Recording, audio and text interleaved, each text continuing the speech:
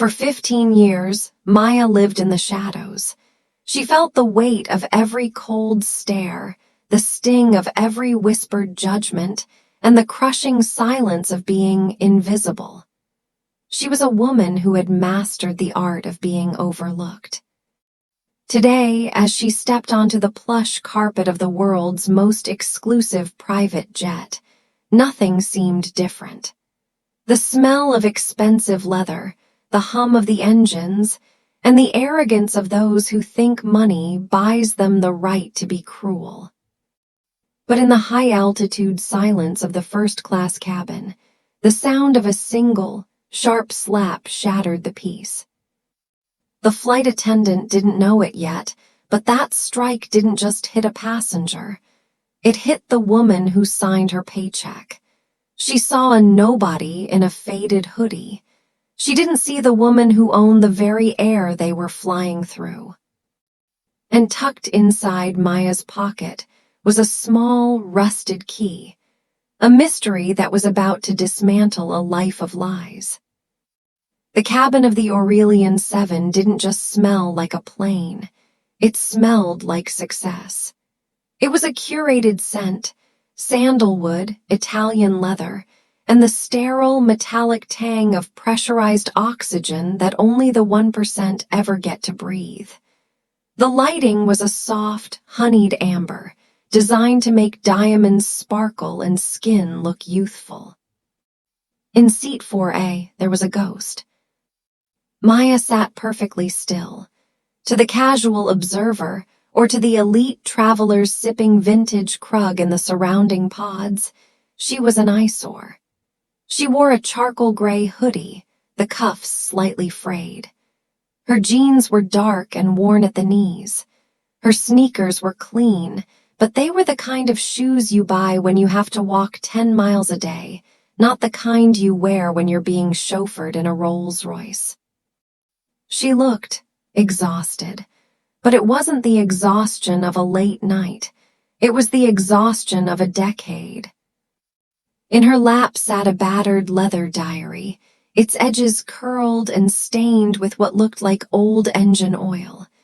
And around her neck, tucked beneath the fabric of her hoodie, was a weight, a small, rusted iron key. It felt cold against her collarbone, a constant reminder of a world that didn't have heated floors or gold-plated armrests. Sarah walked down the aisle. She didn't walk, she glided. Her uniform was a sharp, midnight blue suit, tailored so tightly it looked like armor. Her hair was pulled back into a bun so perfect it looked painful. Sarah had spent 8 years flying the elite route. She could tell a passenger's net worth just by the way they adjusted their watch. When she reached seat 4A, she didn't smile. The first-class grin she had just given the tech billionaire in 1B vanished. "Ma'am," Sarah's voice was like a thin sheet of ice cracking. "I think there's been a mistake." Maya didn't look up. She was staring at the clouds through the triple-paned window. "A mistake?" she asked softly. Her voice was low, melodic, but carried a rasp of fatigue. "This is the sovereign cabin," Sarah said, her hand resting on the back of the seat as if she were reclaiming it. "Economy is through those curtains, past the galley, and 3 sections back. I'm sure the ground crew misdirected you.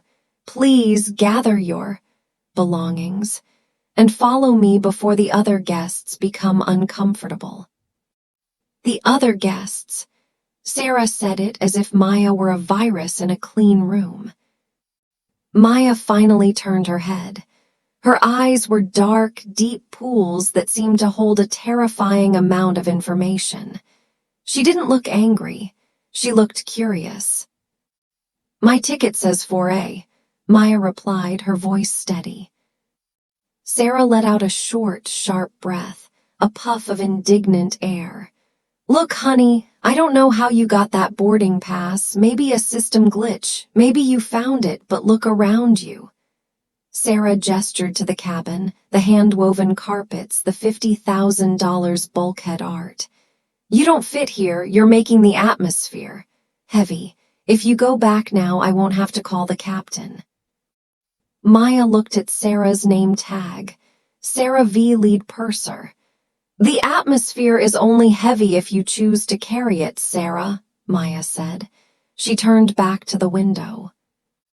The rejection stung Sarah more than a shout would have. In the world of the ultra-rich, being ignored is the ultimate insult. Sarah leaned in closer, her voice a poisonous whisper. Fine, stay, but don't expect the service the paying passengers get. Don't touch the call button. Don't ask for the champagne. In fact, just pretend you're as invisible as you look.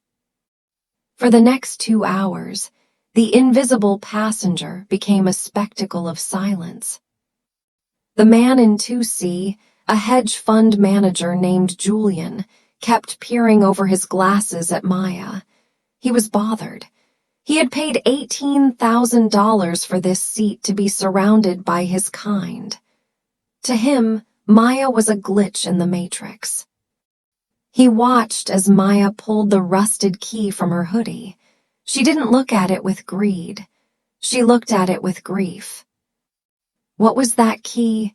It wasn't the key to a safe deposit box. It wasn't the key to a mansion.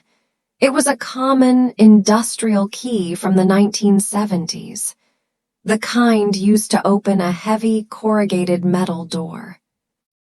Maya ran her thumb over the jagged teeth of the key. Every ridge represented a memory, the smell of grease, the sound of her father's cough, the sight of red eviction notices taped to a hangar door. She opened her diary. The pages weren't filled with numbers or schedules. They were filled with names. A list of every person who had stepped on her father when he was down. A list of every executive who had signed the papers to liquidate his life's work. Sarah's name wasn't on that list. Not yet. As the flight crossed the Atlantic, the tension in the cabin became a physical thing. Sarah began a campaign of micro-cruelties. When she served the hot towels, she skipped Maya. When she brought the warm nuts and appetizers, she placed them just out of Maya's reach on the center console, letting them grow cold. The other passengers noticed, and because human nature is often dark, they joined in. Julian in 2C called Sarah over. Excuse me, Purser, is there a reason we're letting vagrants sleep in first class? It's a security risk, isn't it? I have sensitive documents out. Sarah smirked, a cruel, triumphant look. I agree, Mr. Sterling. I've already alerted the captain. We'll be dealing with the situation shortly. For now, please enjoy your lobster. I've made sure you were taken care of. Maya heard it all, every word. She felt the old familiar heat rising in her chest. The same heat she felt 20 years ago when the bank took the tools out of her father's hands. She closed her eyes. She wasn't Maya the nobody anymore. She was Maya the architect. She whispered to herself, so low that even the directional microphones of the jet couldn't pick it up. They think they are the masters of the sky. They don't realize they are just guests in my house. 30,000 feet above the dark Atlantic, the cabin lights flickered. A minor bit of turbulence shook the plane.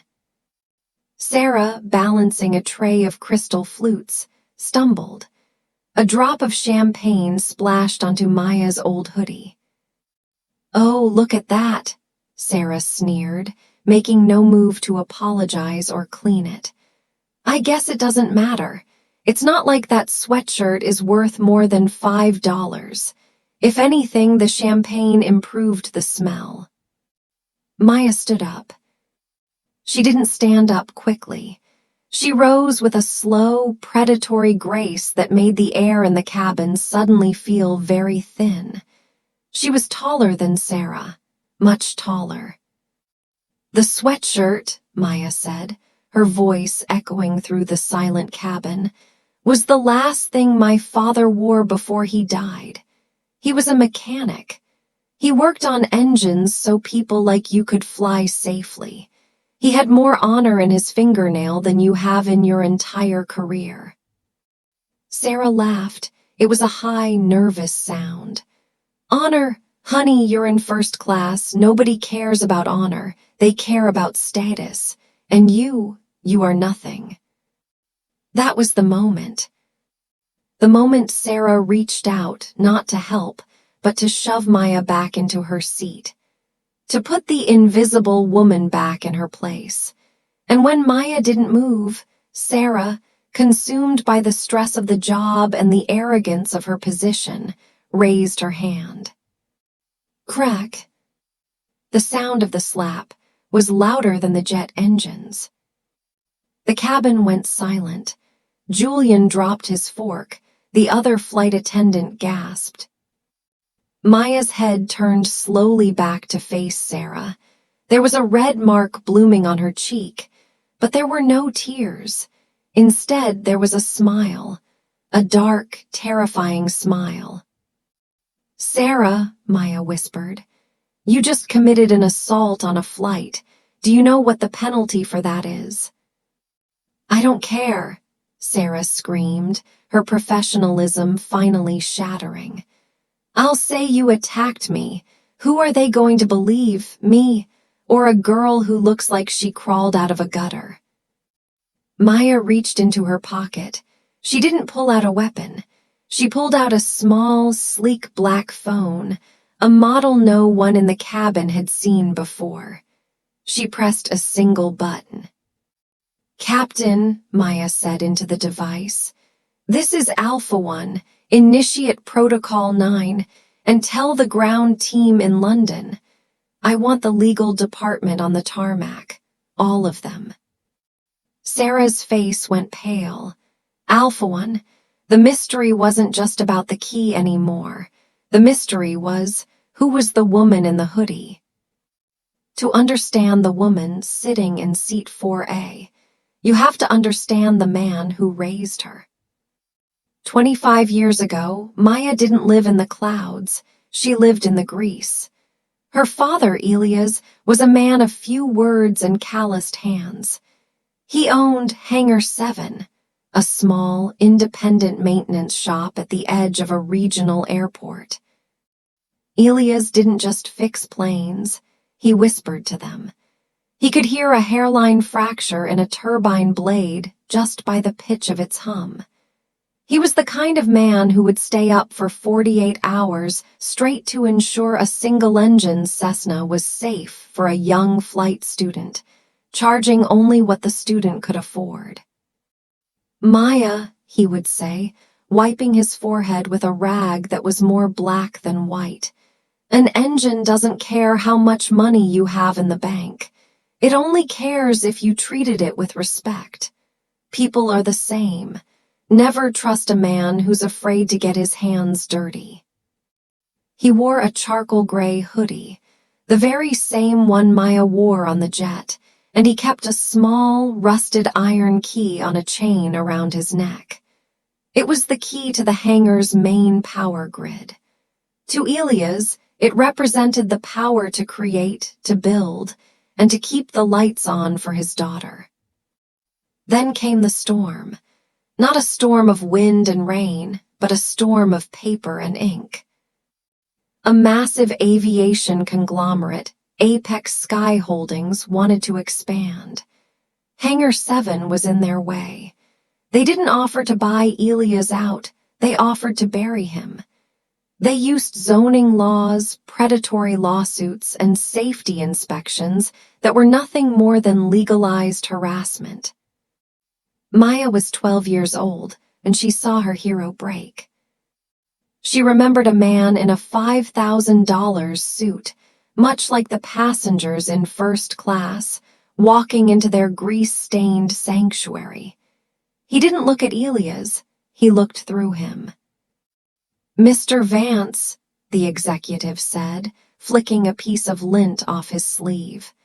"You're fighting gravity, and gravity always wins. Sign the hangar over and we'll give you enough for a modest retirement. Refuse, and we'll take it anyway, leaving you with the legal fees." Elias didn't sign. He fought. He spent every cent of Maya's college fund on lawyers who were eventually outmaneuvered by the giants. The climax of the flashback is a cold Tuesday in November. The bank arrived with the sheriff. Maya watched from the rain-slicked tarmac as they cut the locks on Hangar 7. Her father stood there, his shoulders slumped, wearing that frayed gray hoodie. He looked at the rusted iron key in his hand, the key that no longer opened anything. He didn't cry, he just handed the key to Maya. "Keep this," he whispered, his voice cracking like dry leather. "One day you'll find a door that they can't lock you out of." Elias died 6 months later. The doctors called it heart failure. Maya knew better. He died of a broken spirit, discarded by a world that valued Apex Sky Holdings over the man who actually knew how to keep the world flying. For the next 2 decades, Maya became a ghost in the industry. The narrator's voice turns dark and conspiratorial here. Maya didn't disappear, she submerged. She took the lowest jobs. She cleaned the toilets in the very offices of the men who ruined her father. She worked as a baggage handler, a fuel tech, and eventually, a junior engineer. She lived on ramen and caffeine, sleeping in the back of a beat-up truck, all while studying the financial structures of the aviation world. She realized that her father's mistake was playing by the rules of honor in a game of predators. So she changed the game. Using a pseudonym and a series of brilliant, aggressive tech patents for fuel-efficient engines, she began to build a shadow empire. She didn't buy houses, she bought debt. She didn't buy jewelry, she bought shares. She watched from the shadows as Apex Sky Holdings began to crumble under its own greed. And when the moment was right, she struck. She didn't just buy the company, she dismantled it, rebuilt it, and renamed it. The flashback ends with a shot of Maya, 10 years ago, standing in front of a mirror. She is holding the rusted key. She is no longer the crying 12-year-old in the rain. She is a woman who has secretly acquired 51% of the world's largest private jet fleet. Maya wasn't on this flight for a vacation. This was the final stress test. She wanted to see if the culture of the company she now owned had changed, or if it was still inhabited by the same vultures who had killed her father. And as the sting of Sarah's slap burned on her cheek, Maya had her answer. The engines were perfect, but the souls of the people running them were hollow. The slap hadn't just broken the silence, it had broken the social contract. In the vacuum of the next 60 seconds, the true nature of everyone in the cabin was laid bare. Sarah stood there, her chest heaving, her hand still vibrating from the impact. She expected Maya to scream, to cry, or to lung at her, actions that would justify her calling security. But Maya did none of that. She simply sat back down, adjusted her frayed hoodie, and looked at the flight attendant with a chilling, clinical detachment. "You should have walked away, Sarah," Maya said softly. But the elite in the cabin didn't see a woman in control. They saw an opening.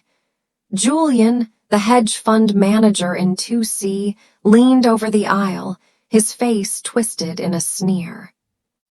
"She's right, you know," Julian directed his words to Sarah, completely ignoring Maya's presence as if she were a piece of furniture.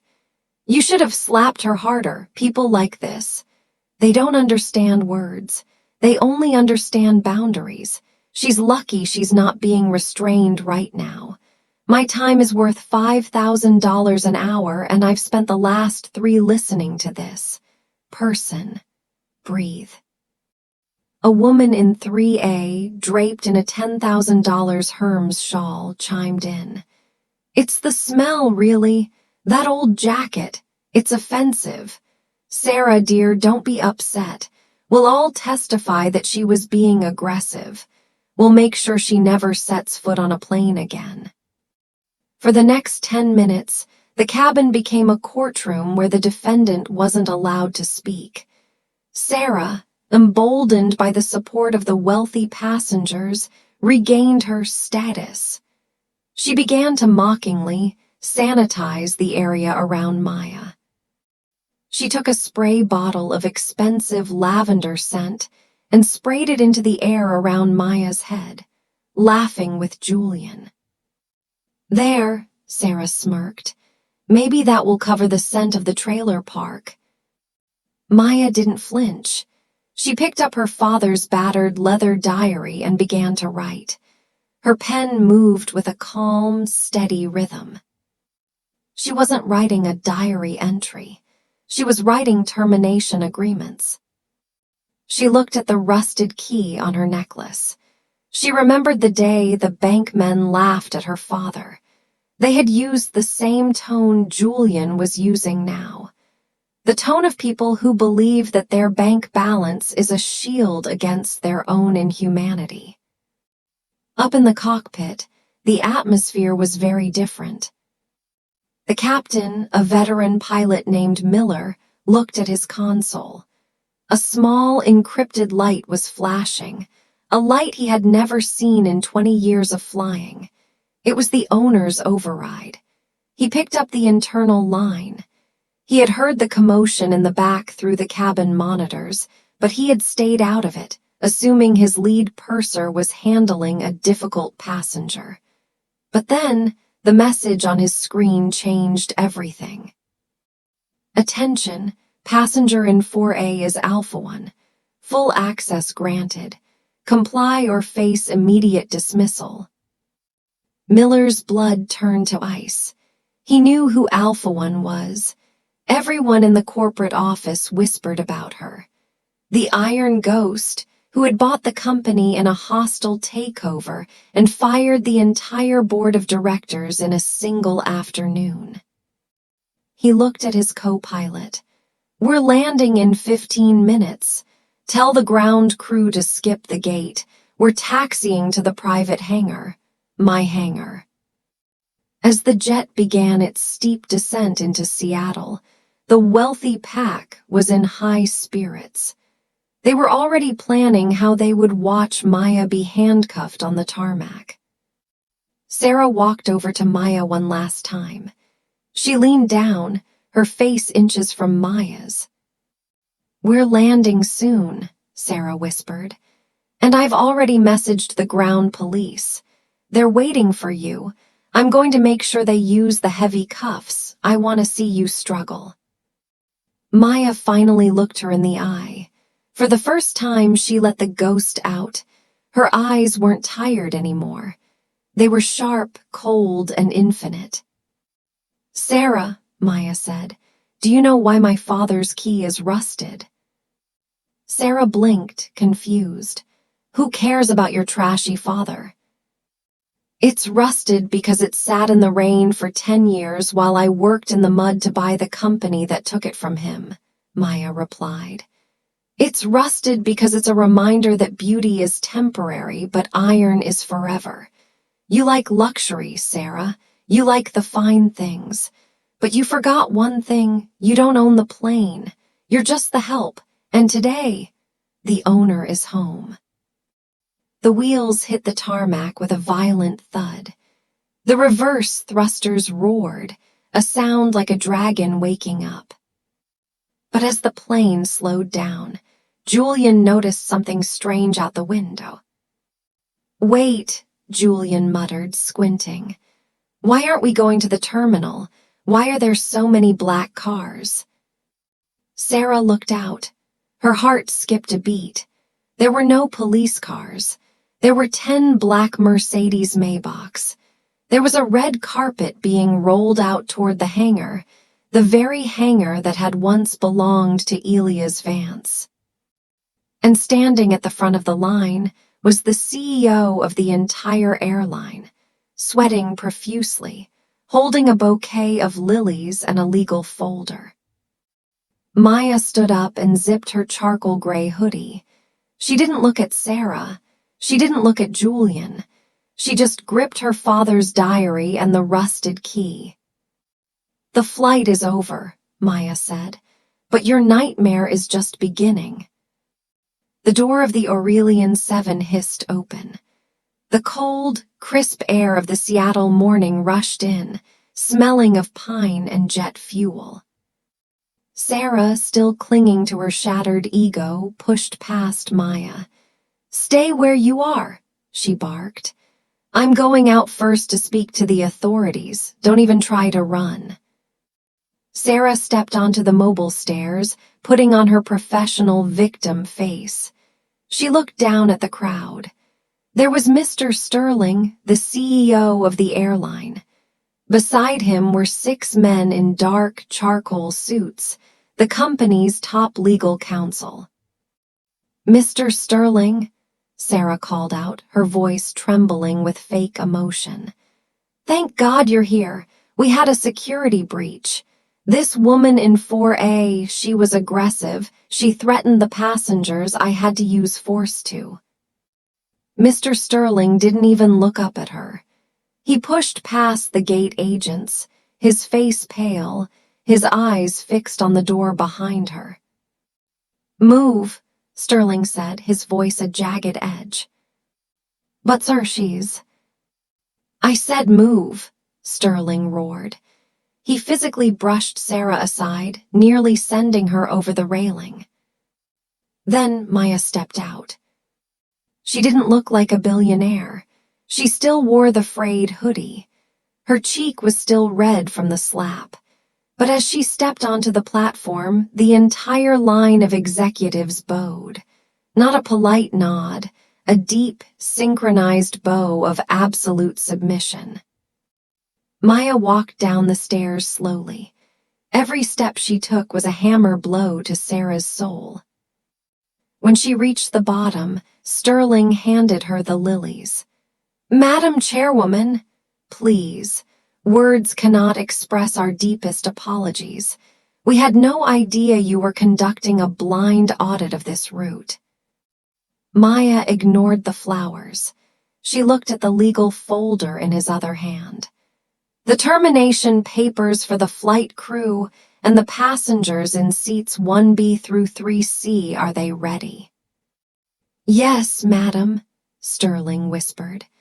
And the lifetime bans for the passengers have already been logged into the global database. They will never fly on a private or commercial craft associated with our alliance again. Julian, the hedge fund manager, had followed Maya down the stairs, hopping to salvage his reputation. He heard the word ban, and his face turned the color of ash. Wait, Julian stammered, his bravado gone. You can't do that. Do you know who I am? I have billions in assets. Maya turned to him. She didn't look angry. She looked pitying. Julian, you have billions in assets, but you don't have a soul. You told the attendant to slap me because I looked poor. Well, now you can experience what it's like to be grounded. My company owns the fuel, the hangars, and the runways you use. Effective immediately, your private jet is grounded. You can take the bus. She then turned her gaze to Sarah, who was frozen on the stairs. And you, Sarah, Maya said, her voice echoing across the tarmac. You told me I was invisible. You told me I was trash. You were so busy looking at my clothes that you forgot to look at my humanity. Maya reached into her pocket and pulled out her father's leather diary. She opened it to the last page and handed it to Sarah. There, written in Elias Vance's shaky handwriting from years ago, were the words, "To my daughter, one day you will sit where the kings sit. When you do, look for the person at the back of the room. That is where the truth lives." "My father built the engines that gave you this career," Maya said. "You didn't just slap a passenger today. You slapped the legacy of the man who made this airline possible." Maya reached up and unhooked the rusted iron key from around her neck. She walked over to the entrance of the massive, gleaming Hangar 1, the state-of-the-art facility built on the exact spot where her father's small shop once stood. She didn't use a high-tech keycard. She walked to a small, preserved glass case near the entrance. Inside was a manual override lock, the original lock from Hangar 7, saved through the decades. She inserted the rusted key. It turned with a heavy, satisfying clunk. The hangar lights roared to life, illuminating a fleet of the most advanced aircraft in human history. We spend our lives trying to climb a mountain, hoping that the view from the top will make us feel superior to those at the bottom. But the true test of a human being isn't how they treat their equals. It's how they treat someone they think can do absolutely nothing for them. Two visuals: Maya walking into the vast hangar, her silhouette shrinking against the light. She looks back one last time at the camera. Sarah lost her career. Julian lost his status. But Maya, she finally found what she was looking for. She didn't buy the airline for the money. She bought it to ensure that no one else would ever be made to feel invisible in the sky her father loved.